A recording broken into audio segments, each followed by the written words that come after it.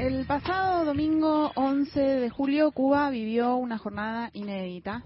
Miles de personas salieron a las calles en un movimiento de protestas que se desencadenó en distintos puntos del país y cuyas consignas tuvieron un fuertísimo tono opositor. El gobierno revolucionario respondió en un primer momento de manera temeraria, convocando a sus partidarios a ganar la calle, desconociendo cualquier legitimidad en los reclamos y denunciando la injerencia de los Estados Unidos. También impuso un apagón de Internet en toda la isla que duró hasta el miércoles y desató una ola de detenciones, acudiendo a procedimientos muy discutibles, al punto en que hay personas, estábamos viendo recién, que todavía su paradero se desconoce. Con el correr de los días, las protestas por ahora menguaron, el gobierno comenzó a modificar su discurso y tomó algunas medidas a modo de reconocimiento de las causas que motivaron el estallido.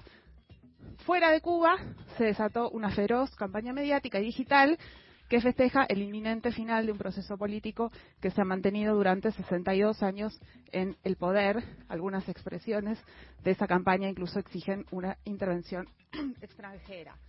El desafío que tenemos por delante es cómo interpretar este acontecimiento. Estábamos intentando comunicarnos con Julio César Guanche, un intelectual y militante cubano a quien siempre leemos y cuyas intervenciones valoramos mucho. No sé si estamos logrando esa comunicación. No se pudo comunicar con Guanche. Y no está fácil comunicarse. No, ahí está. Ahí está. Está Julio. Hola, ¿nos escuchas? Sí, estoy aquí. Hola, estoy aquí. ¿Cómo te va?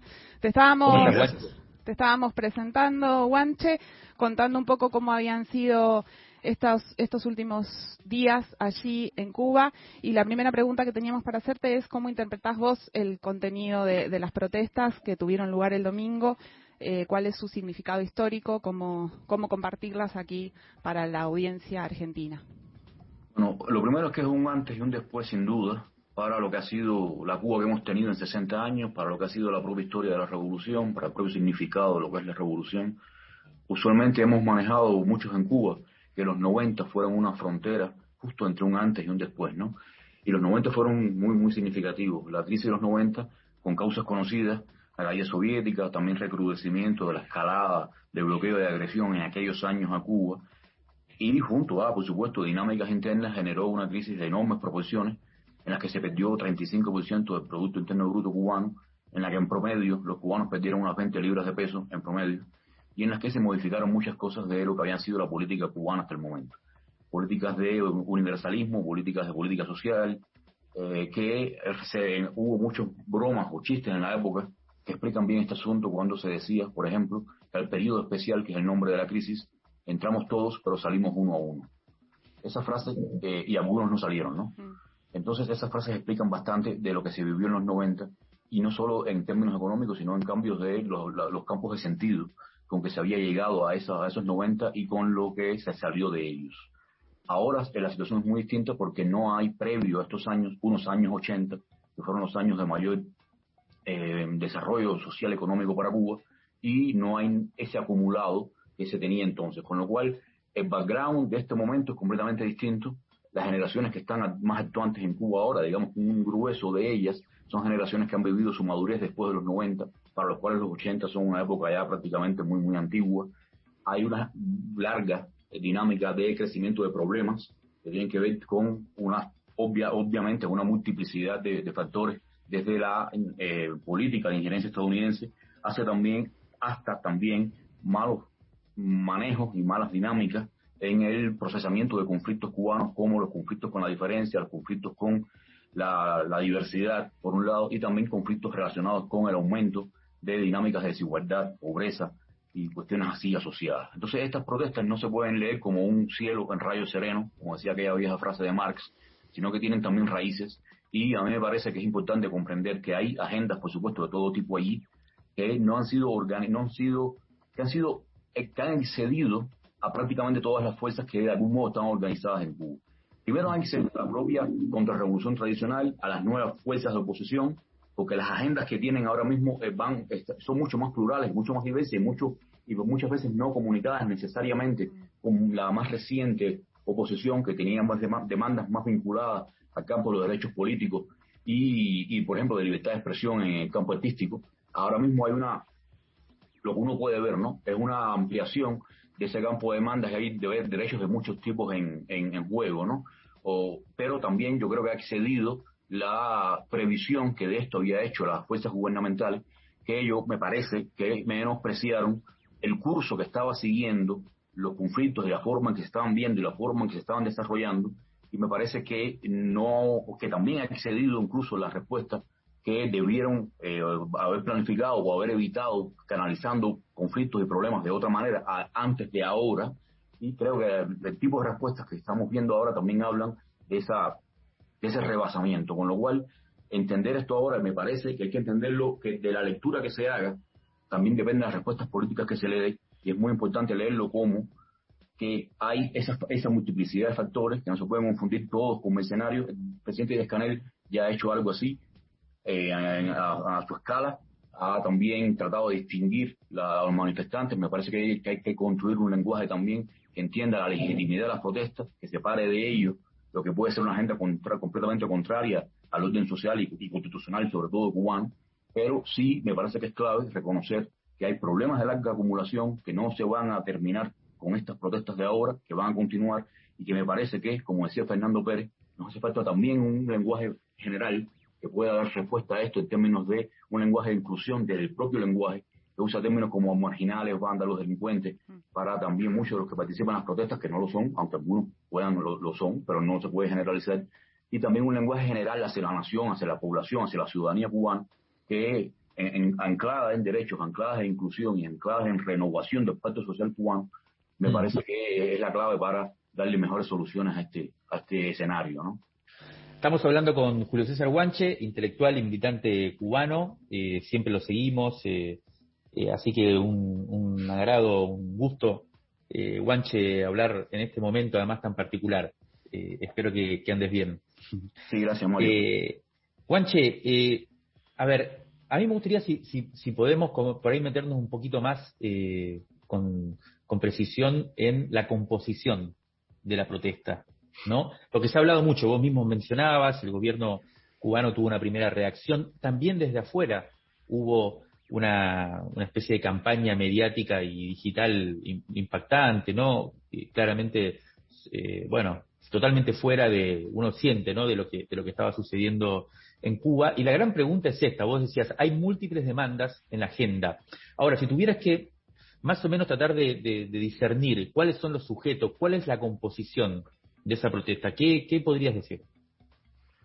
Bueno, he tratado de leer lo más posible. Yo no estoy en La Habana en este momento, estaba en otro lugar, y casualidades también de la vida. El año pasado, en noviembre, en la sentada frente al Ministerio de Cultura, estaba allí, estuve allí frente al Ministerio, pude verlo con mis ojos y vivirlo, es distinto estar fuera. Lo que escucho, leo de personas que han estado participando, que han estado viendo, que han estado analizando, es una composición muy plural, que tiene evidentemente una connotación clasista muy clara, que tiene que ver con barrios que han empezado y se han expandido, sobre todo en barrios empobrecidos.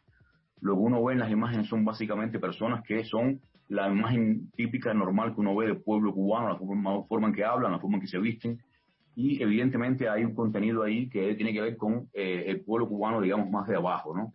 Esto no significa que sea necesariamente una revuelta que califiquemos de popular. También hay mucha muy popular y pacífica, como empezó. Por supuesto, también hay muchos elementos que han tratado de radicalizar, y lo han hecho, de hecho. Las protestas empezaron de un modo pacífico, después algunos eventos específicos tiraron, se complicó mucho atacando personas y atacando también instalaciones, y eso también, por supuesto, modificó y generó una escalada que fue distinta a como había empezado, que los propios tweets oficiales primeros que se hicieron habían hablado de grupos de personas, incluso se evaluó muy temprano de personas confundidas que estaban pacíficamente protestando. Como tú preguntas, Mario, por la composición clasista, yo te digo esto, porque esto que te estoy contando, ¿no? Me parece que hay que identificar ahí una masa de sujetos que son del pueblo, que tienen que ver con clases de abajo, sin duda, que tienen que ver con la forma en que también se han socializado en esos barrios, con la forma de socialización que han recibido a través del tipo de cultura que normalmente se consume, de la educación que reciben, de la situación que tienen en los barrios, y el lenguaje que se expresa ahí no es un lenguaje vulgar en sí mismo, es un lenguaje que se usa en enormes espacios sociales cubanos y sobre todo en este tipo de espacios, con lo cual también me parece que hay que tratar de evitar el etiquetaje negativo, ¿no?, de expresiones que vengan de ahí, porque me parece que sería una visión equivocada. Por otra parte, hay también muchos jóvenes, mucha gente muy joven incluso, no necesariamente es difícil identificar agendas claras en ellos, hay de todo tipo. Me parece que fue poca la presencia de intelectuales, digamos, del sector artístico y cultural en las protestas como tal, por lo que parece, ¿no? No hay también, como por lo que tú decías, la campaña inmensa empezó desde antes, sobre todo con unos llamados a la intervención humanitaria, que evidentemente no tienen ningún tipo de realidad en su puesto para Cuba, y fueron obviamente una campaña organizada muy en la línea de la desestabilización del sistema cubano, que es una vieja línea, una política oficial que cuenta con apoyo y financiamiento de Estados Unidos, cuenta con agentes de eso dentro de Cuba, y que cuenta con una comunidad exilada radical, parte de la comunidad cubana fuera, que por supuesto ha impulsado activamente esa agenda de un modo además muy cínico realmente, porque siempre desde fuera y siempre también estimulando el cauce violento del asunto, el cauce de atacar todo tipo de expresión revolucionaria que califican etiquetadamente como comunistas, como si fueran asesinos sanguinarios y cosas así. Entonces, obviamente todo eso ha sido parte también de un escenario en el cual hoy además unos 4,4 millones de cubanos tienen señal de internet y acceden a redes sociales, con lo cual el acceso a información también hace efecto cascada y también funciona de ese tipo. Yo creo también que esta campaña ha armado unas cifras que son irreales de la cantidad de miles y miles de personas que han salido. Hay cálculos, digamos, más establecidos. Un sitio que hace periodismo de datos estableció que hasta 60 localidades registraron algún tipo de protestas. Eso significa algo. Y estamos hablando de algunos miles en la mayor de la estimación en La Habana, pero no es imagen mayoritaria en la cual todo el pueblo de Cuba se ha lanzado a la calle pidiendo el fin de la dictadura cubana. Entonces hay que mantener tratar de mantener la lucidez en estas cuestiones, tratar de contrastar fuentes, porque evidentemente el gobierno, del Estado, el sistema político cubano cuenta con apoyos que son históricos, apoyos que se han construido a lo largo de una dinámica de años y que también, no lo dude nadie, cuenta con muchos apoyos, incluso en estas circunstancias, y que obviamente esto es una situación que hay que analizar y que hay que entender en las causas y las dinámicas que trajeron hasta acá, pero en ningún caso viendo esto como polaridades en la cual se ha acabado para siempre y definitivamente la legitimidad de lo que ha sido el proceso revolucionario cubano. Lo que sí digo, y repito, es que es un antes y un después. Hemos visto un tipo de comportamiento respecto a actores civiles, sociales en las protestas, pero también un tipo de respuesta estatal que nunca se había visto en Cuba, que ha sido un antes y un después para mucha gente, y que plantea un escenario de una Cuba distinta por completo para mañana, quiero decir mañana metafóricamente, para lo que hemos estado viviendo y entendiendo como idea lo que es Cuba y lo que ha sido su proceso, ¿no? Guanche, y en función de este escenario de antes y después que estás planteando, ¿cómo analizas la capacidad del gobierno para tomar nota, para producir transformaciones a la altura de este antes y después? Y para vos, ¿por dónde deberían pasar esas transformaciones? Bueno, a mí me parece que las mismas declaraciones oficiales han ido cambiando el tono desde el domingo hasta ahora. Ahora mismo casi está terminando un acto llamado de reafirmación revolucionaria en La Habana. Pude escuchar algún discurso muy temprano en La Habana ahora, son las 7 ahora en La Habana, sí, muy temprano todavía. En el malecón, dicen, ¿no? Sí, en el malecón. Y lo que estuve escuchando es un tono distinto al del domingo, que fue cuando empezó. Y a mí me parece muy importante que el discurso estatal cubano vaya por estas líneas que ya el presidente Díaz Canel en los últimos días, 3 días, ha estado enfatizando. Un discurso de unidad, ha hablado la palabra amor, ha hablado la palabra quizás concordia también. A mí me parece que un llamado a la paz social tiene que ser en un sentido fuerte. Y hay que comprender estos problemas y si se entiende, y repito eso porque me parece muy importante, y repito que todo esto es una agenda contrarrevolucionaria, si todo esto es una agenda de enemigos pagados por el imperialismo, es un problema porque yo creo que se malinterpreta entonces, al malinterpretar las causas y el escenario no se toma las soluciones a la escala que se necesitan, ¿no?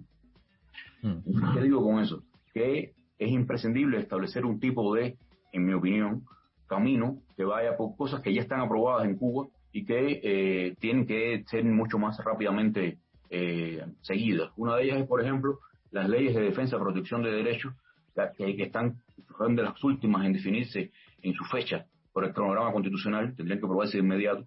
Aquí hay algo importante. La Constitución del 2019 fue el último momento grande de cambio en Cuba, de debate social y público. Se aprobó con 86% de los votos cubanos y generó un nuevo también lenguaje jurídico y constitucional que planteaba la afirmación de nuevos derechos y de más garantías constitucionales para la ciudadanía cubana en su relación con el Estado. Lo que ha pasado también con eso, y puede estar también en la base de lo que ha ocurrido, es que ha habido un desarrollo constitucional mucho más limitado, mucho más restringido que las propias posibilidades constitucionales. Entonces, esa contradicción hay que reconocerla, hay que enfrentarla y hay que ampliar el espíritu de la Constitución y hacer efectivo lo que promete en términos de derechos y en términos de garantías, pero con la mayor urgencia posible.